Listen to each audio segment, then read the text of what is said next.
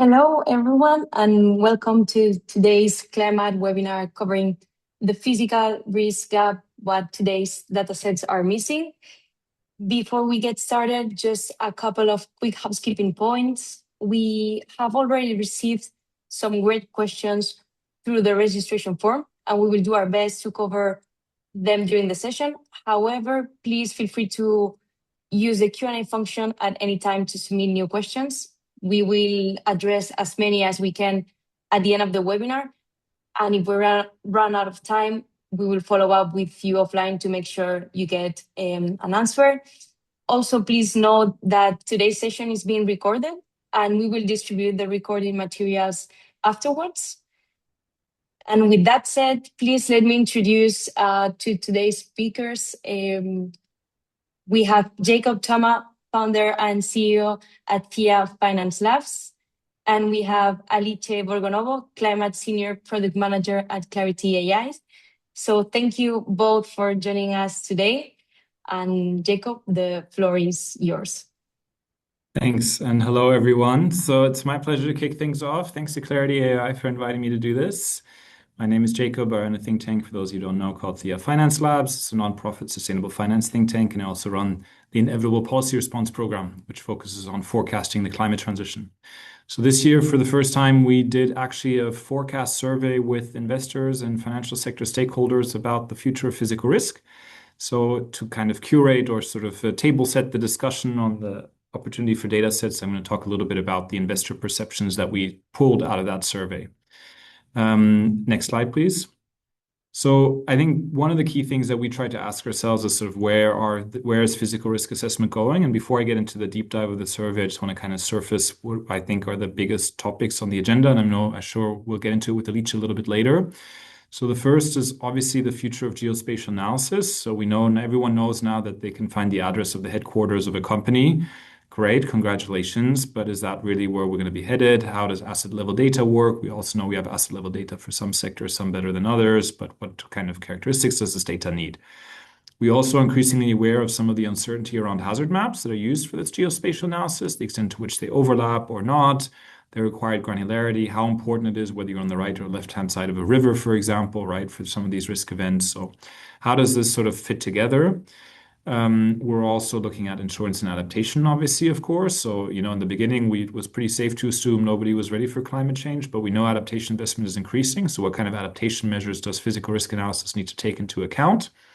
One of the things that we've really focused on in the survey is on the social risk dimension. So the second order effects of physical risk, right? Once the asset has been hit or the physical risk event has happened.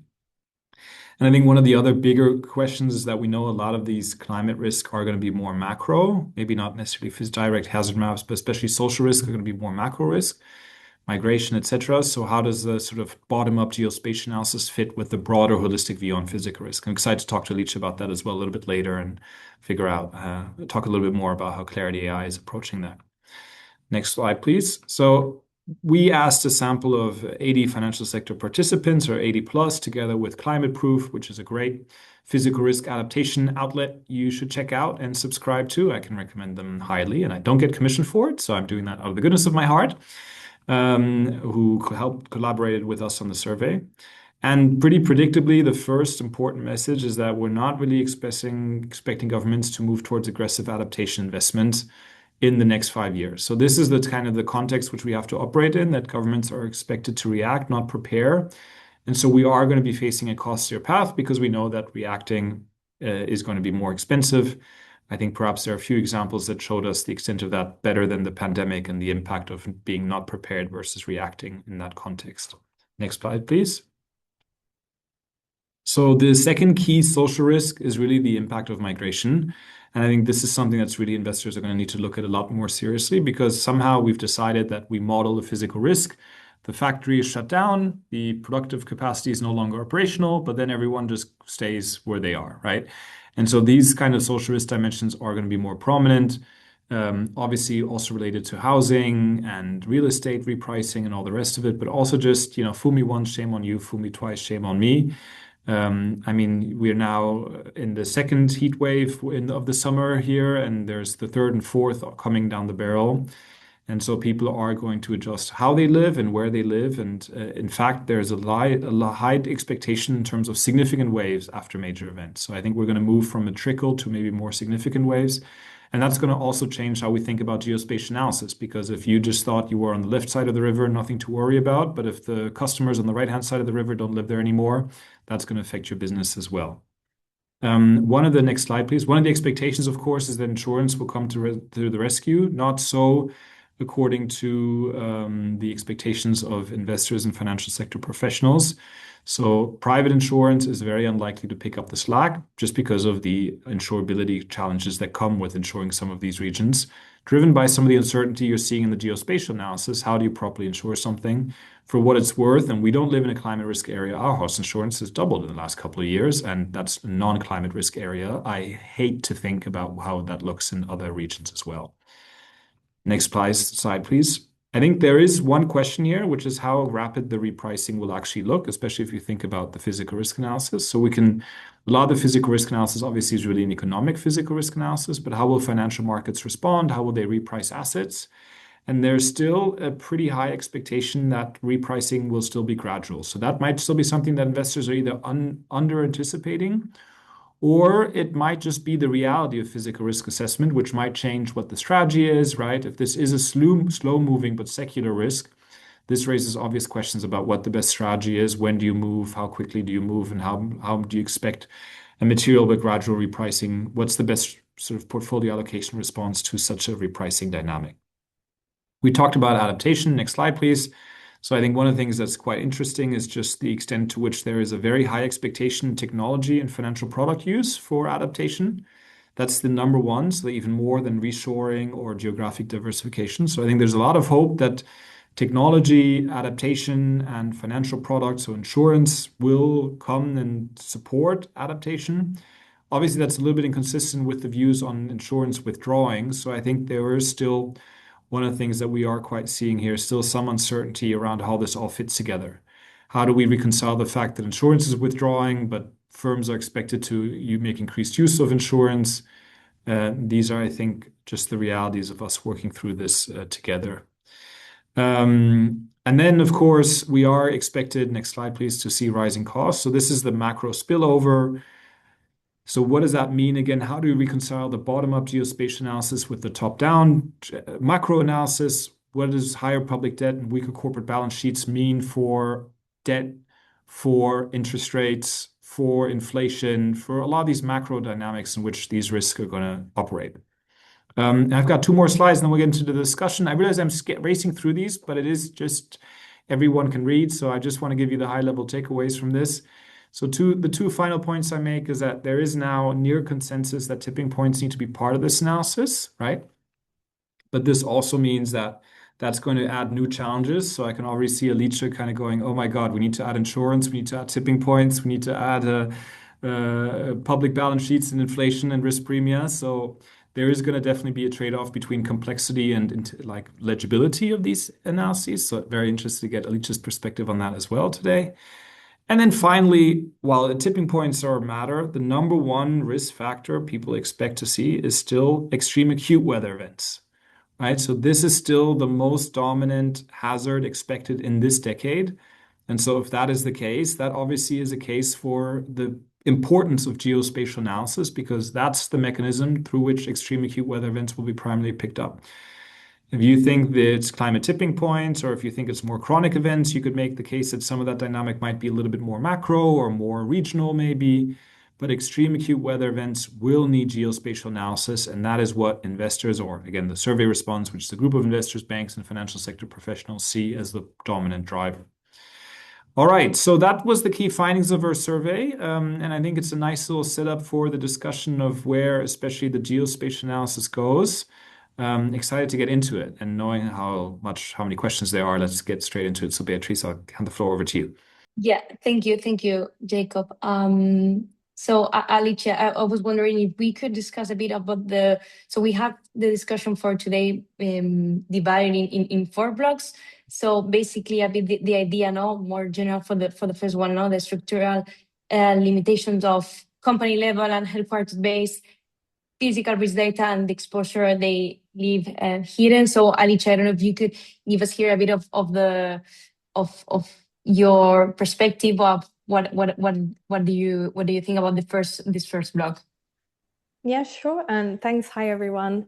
Great being with you here today. So connecting straight to what Jacob just presented in the overview of the survey, definitely there are some challenges when it comes to how good and how useful the data is. So decision grade data when it comes to assets.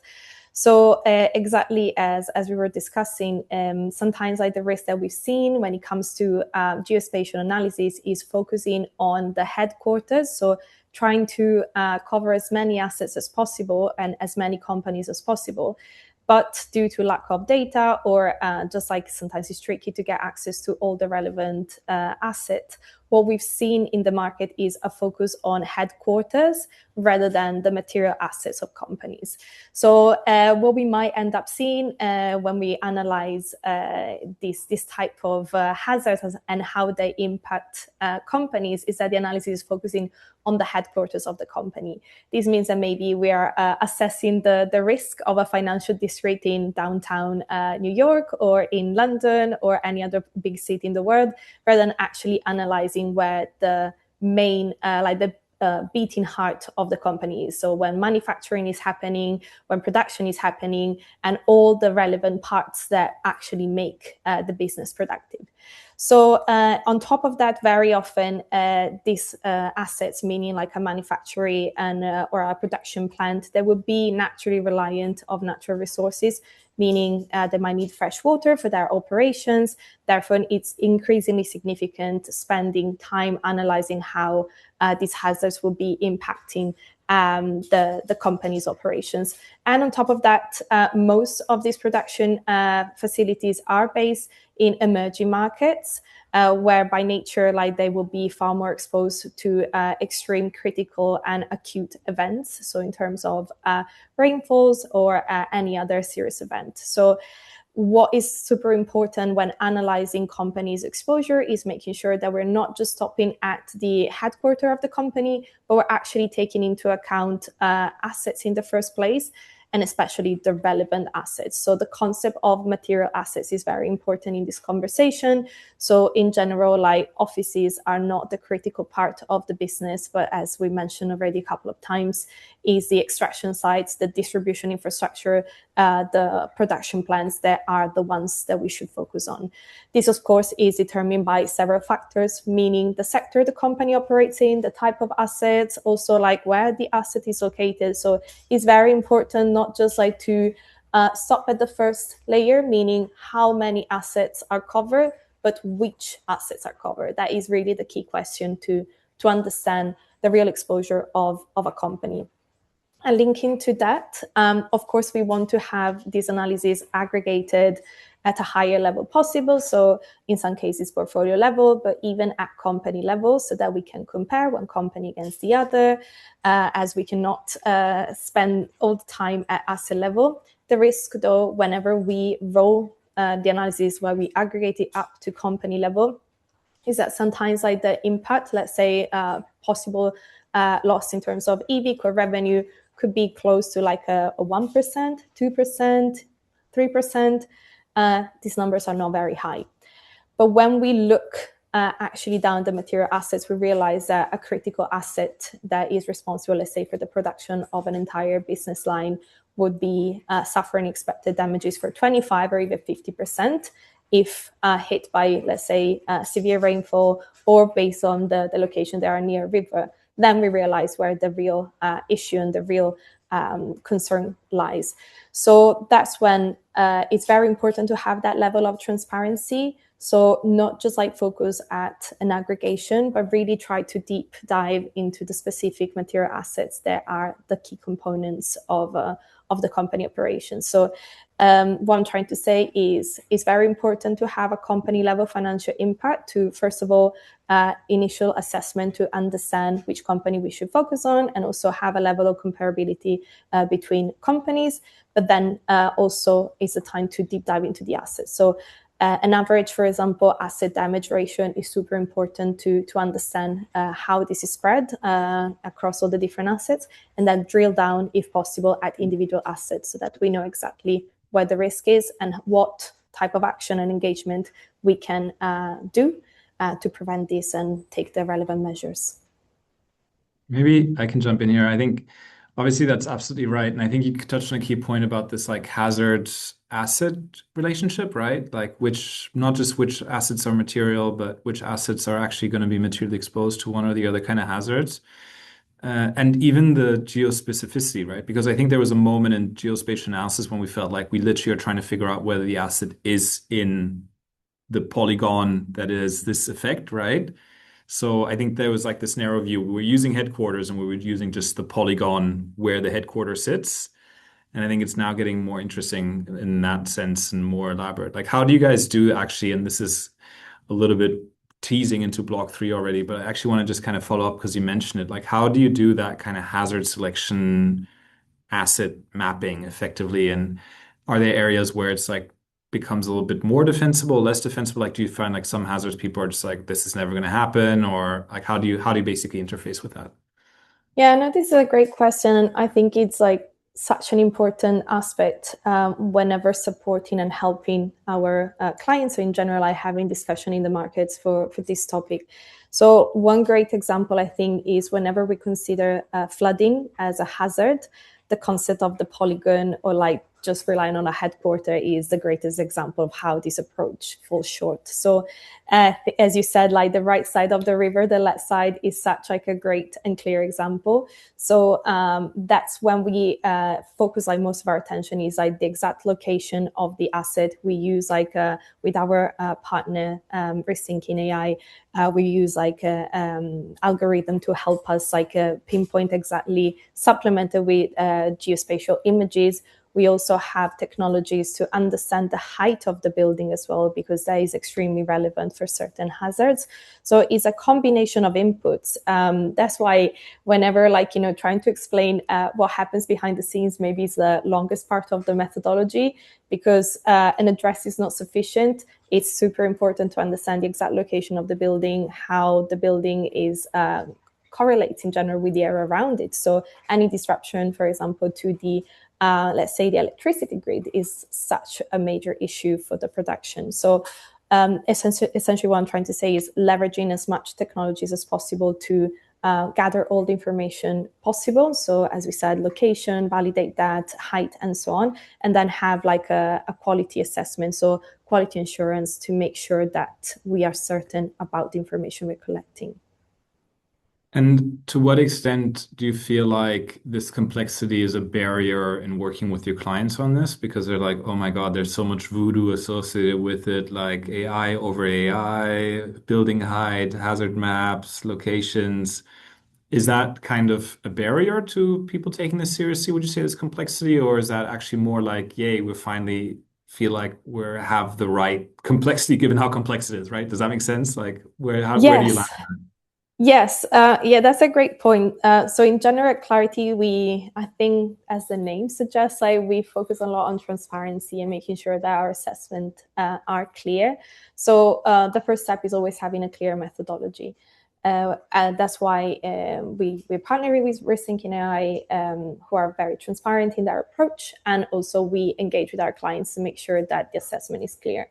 The second step is we're always open to receive feedback from clients. It can be that some of our clients are so closely working with a specific company that they know even more information that we might have on a specific asset, and that's like great for us. Like, so we see this as a partnership. We're not imposing our view.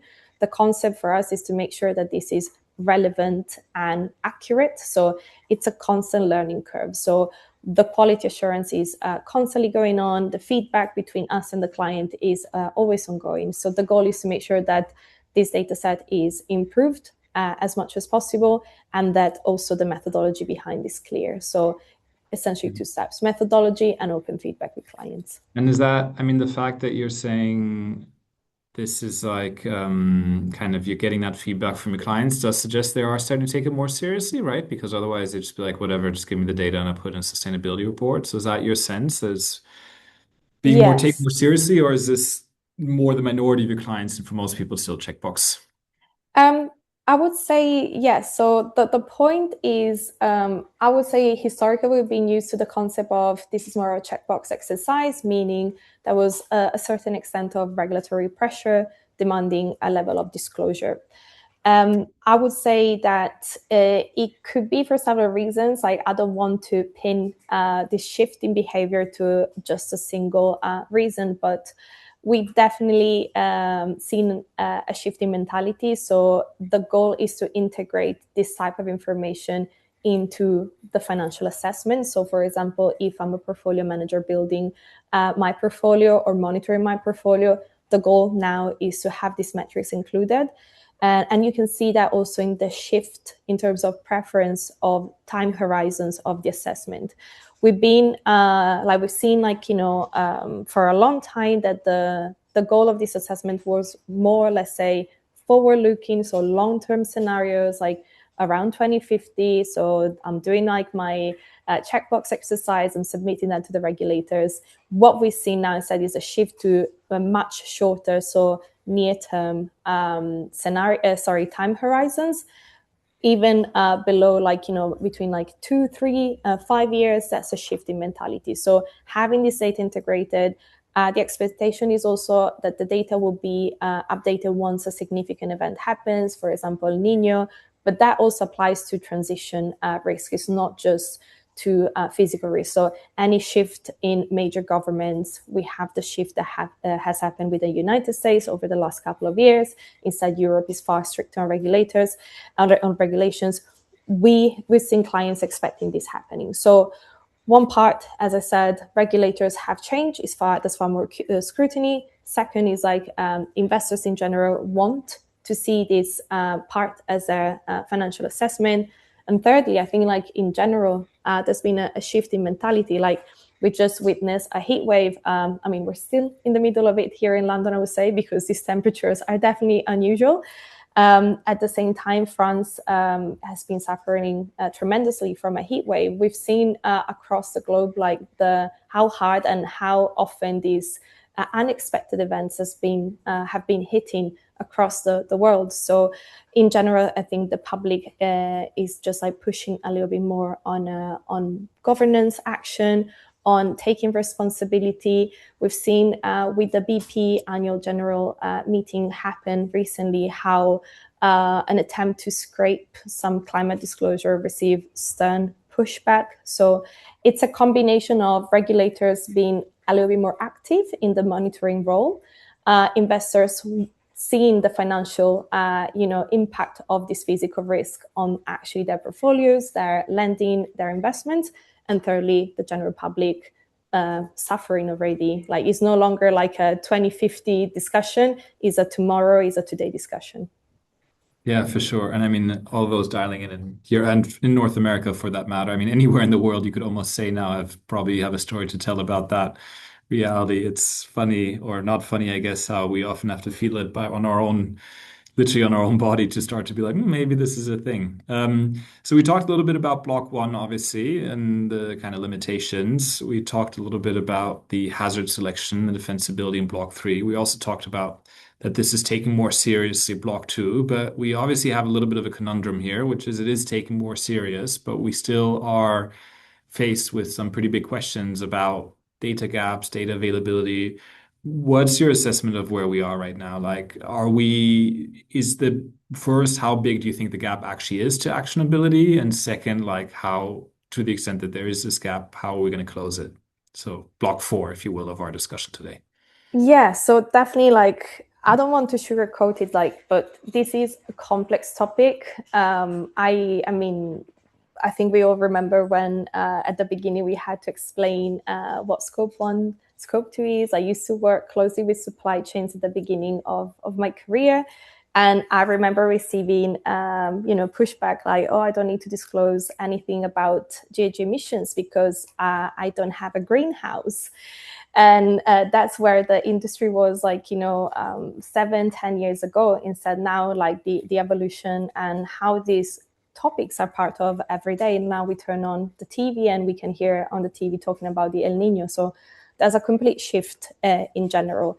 However, we want to make sure that the information, despite being complex and quite, broad in scope, that this is still relevant. So we've seen and we've noticed several parts that should be addressed and improved. So one already mentioned at the beginning in terms of coverage. The goal shouldn't be having millions and millions of assets. The goal is to understand which assets should be relevant for the assessment. That's the step one.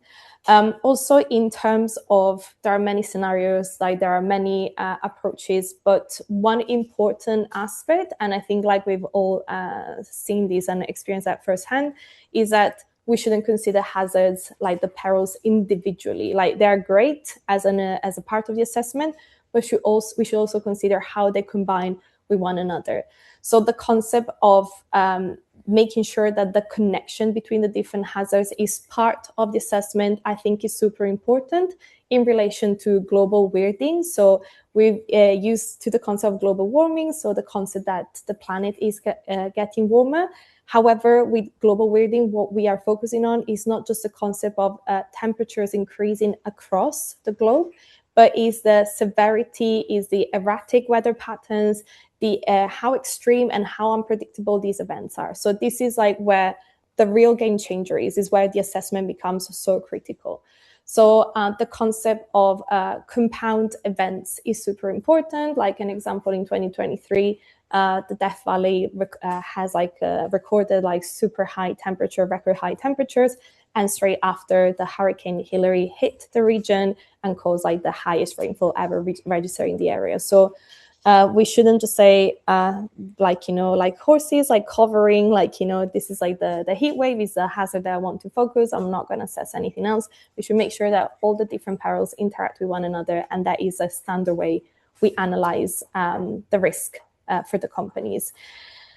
Another big topic that I definitely see is in terms of the scenario. So the discussion that I just cover for hazards, so not considering a single hazard and disregard the others, should apply the same for scenarios. I think we've been used to the concept the 1.5 scenarios, and I think we definitely are far beyond this concept. The world is so unpredictable at this stage, the shift in governments, in actions, and they are so clear. So it's important to analyze all scenarios, so have a stochastic view. This doesn't mean that the other scenarios are not valid. I'm just saying, do not commit to a single scenario and that's it. Be open, take into consideration more than one scenarios. That becomes a far more defensible approach when reporting to regulators, but also is backed by evidence that having a stochastic approach actually means being far closer to the reality of the impact of the actual hazards, rather than sticking just to a single scenario and then having some blind spots. So essentially my goal is to be open, to use all these materials as different lenses to analyze possible events, rather than sticking to a single approach, single view, just because it's simple. Unfortunately, this is not a simple topic. It's not supposed to be. So make the most of all the options available to have the bigger picture available, But I would love to hear your view as well, because there's so many topics. So is there anything coming to your mind? Well, I definitely feel the data gap is in many cases smaller than people perceive, right? Especially if you are in a position of very targeted investments and you kind of really know what you're looking at. I think the bigger gap now is what investors want to do with the data. That's kind of the funny thing, right? So some of that is in Clarity is obviously a good name you guys picked, right? Because that's definitely key. This is a complex topic. I think investors are more available for that, right? Like a couple of years ago, it would have been we need something simple, but I think investors are more open to complexity. So it's a really good sign. I think they've been kind of waiting for physical risk data to deliver, and now it's starting to deliver, and now they don't know what to do with it so much in some cases, I find. Not in the sense of know what to do with it, I know how to run the assessments, but I'm in a passive index fund. Am I going to change my passive strategy? I'm an active manager who's using all these different factors. When is the right time for me to actually start moving exposures before these hits? Am I just expected to like be the first out the gate when the horizon on the hurricane's coming down on the horizon, or is this like a decision I'm taking now as a long-term investor? And I think it did feel like yeah, some investors maybe were a little blindsided by how fast data has actually improved. There's lots of gaps, obviously, but like you said, I mean, there are a lot of new hazard, like you can really now do multi-hazard assessment, you can do compounding risk assessment. The big open issue still is some of the social macro risk, but I don't think that's a data issue in the narrow sense. I think it's more taking an investor view. Like that's why we ran the survey. It's like we know how to model that through. We just need to decide what we think will happen, and we can't offboard that choice in a way because we're investors allocating capital based on what we think the future will look like, and that's part of the future that we live in.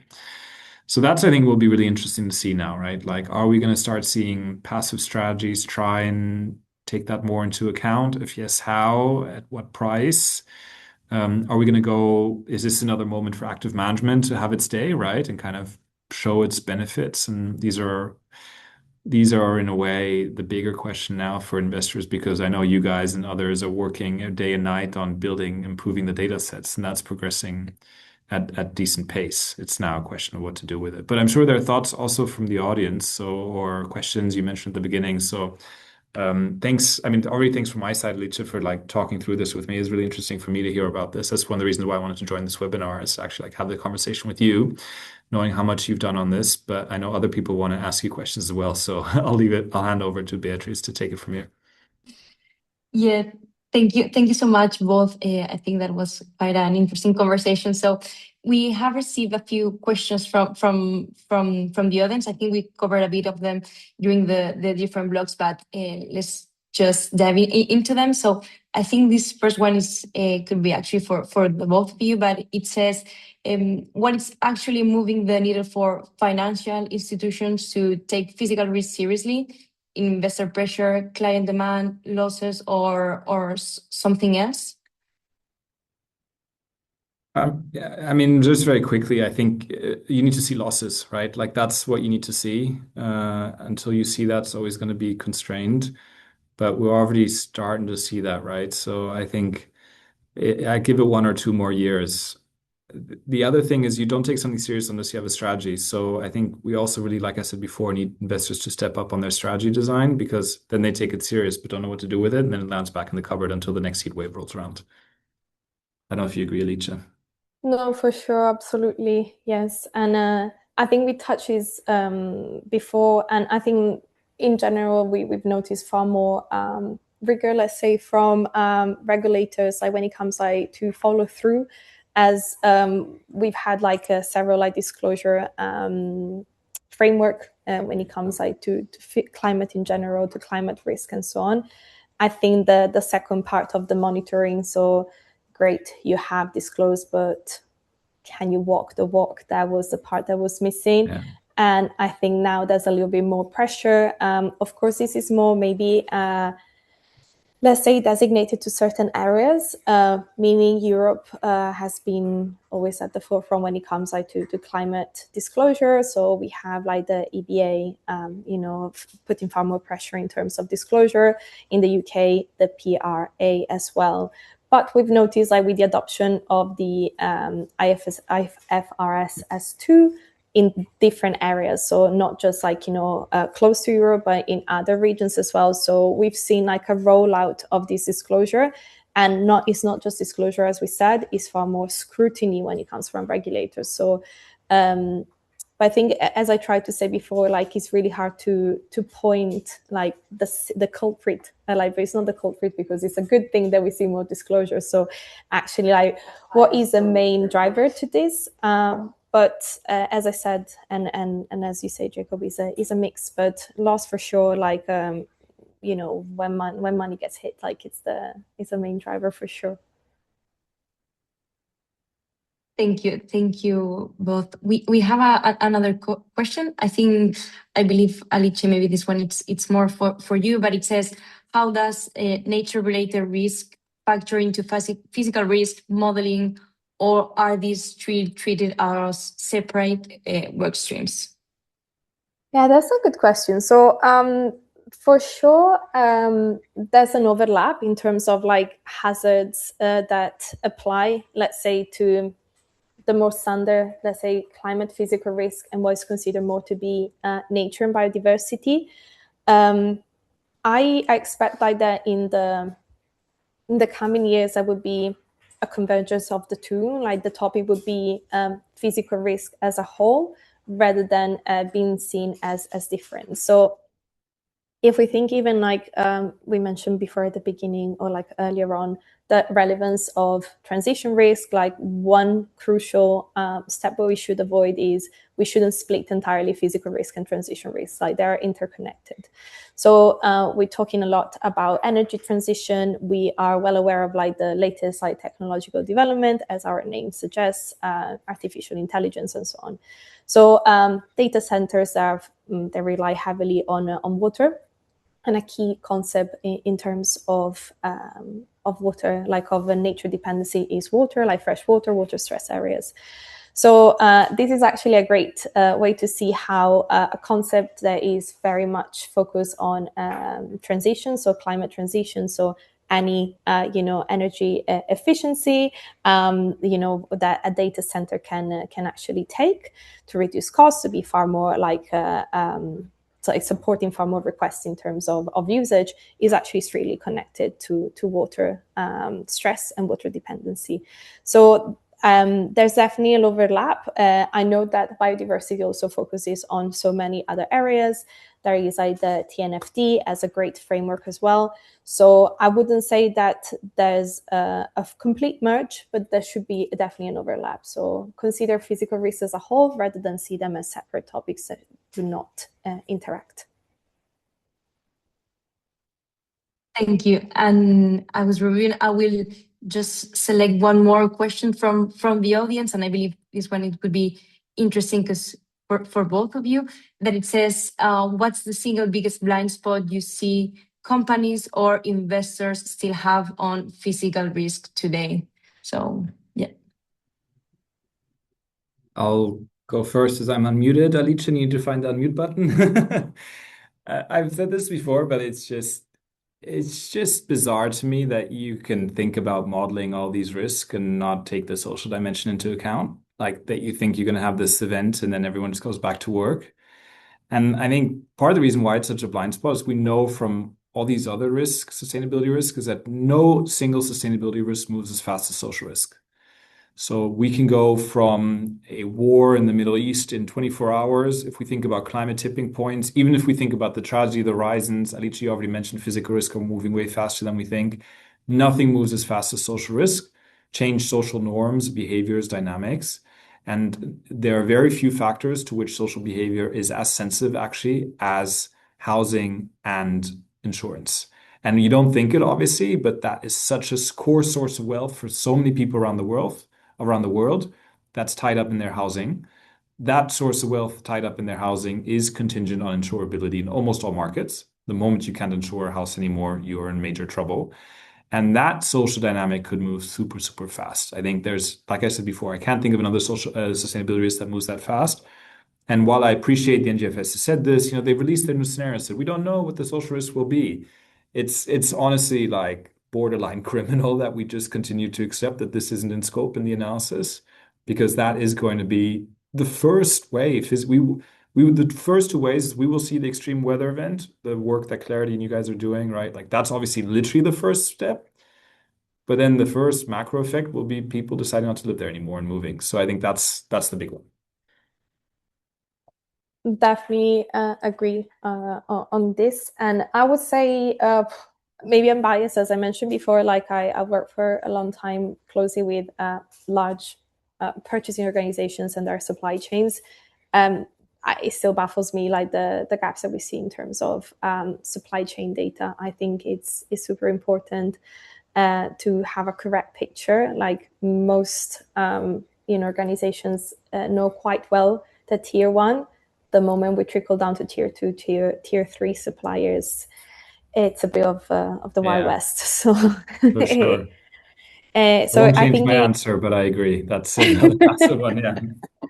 perfect. And but I think like the point here is like it's not just like data vendors, data providers being the one. It's definitely like a concerted effort, like to understand better. So work closely with corporations, like with companies, to help them like with a better mapping exercise of their suppliers. Us like being even more involved when it comes like, to identify the relevant and material suppliers, and then like having investors helping with aggregating all together and basically translate all this data into meaningful action. So I'm not saying it's easy, but I'm hopeful that this is like the next era that we will focus on. Thank you so much, both. So I think that brings us to the end, and we will have 4 more minutes for the attendees that I think they will appreciate that. Thank you so much, everyone, for sharing your time with us today. And of course, Alice, Jacob, thank you for such a great conversation. We have just shared a couple of materials in the chat available for everyone. We will be also sharing the recording via email in the upcoming days. So thank you all, and have a great rest of the day. Thank you. Thanks, everyone. Take care. Thank you. Bye bye. Thank you.